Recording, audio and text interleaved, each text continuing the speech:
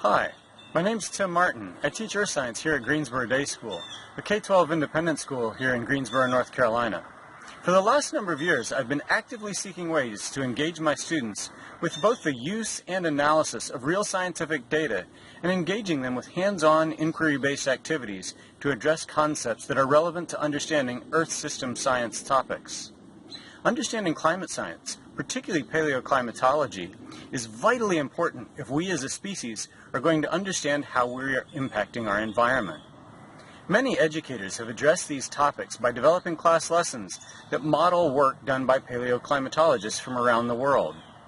I've reviewed various activities that involve counting little slips of paper or counting colored glitter and colored candy like M&Ms or Skittles to represent various microfossils that may be found in ice or other sedimentary records. I and the team of scientists with whom I've been working feel a far superior way to teach students about climatology is for students to actually do climatology.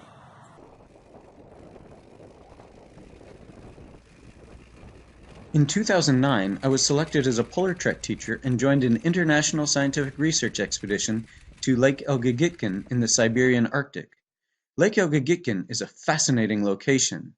Formed by an asteroid impact 3.6 million years ago, it is one of the few large craters on Earth that is situated in igneous rock, thus making it of particular interest to planetary scientists. Most importantly, unlike other lakes in the high Arctic that have had their sediments disturbed by continental ice sheets, Lake Elgagitkin, located in central Beringia, was never glaciated.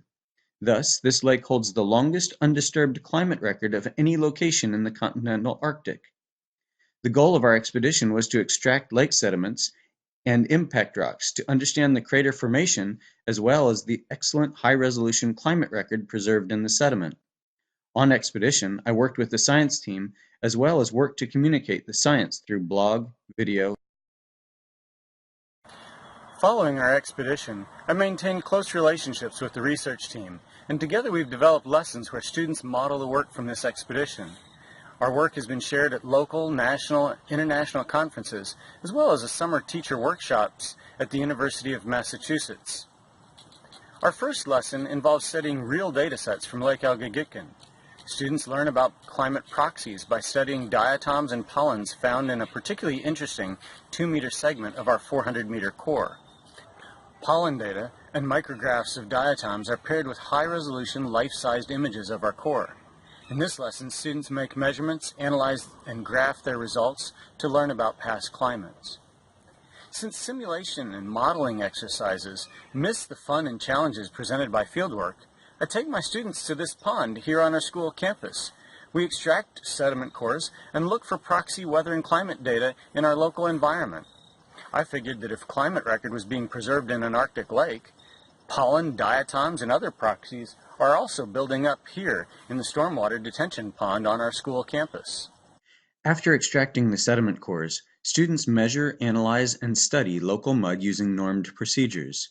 We evaluate Munsell sediment color, measure texture, and document various properties of the cores. After making sediment smear slides, students are frequently excited when they discover diatoms in their core samples. Whether by discovering annual autumn leaf layers or microfossils, students become scientists and quickly develop a deeper understanding about how geologic processes are preserving a record of our current environment and climate. As with any real science, the results will vary and may be unpredictable. Certainly they'll depend a lot on your geographic area. I hope you find this useful and you give these lessons a try with your students.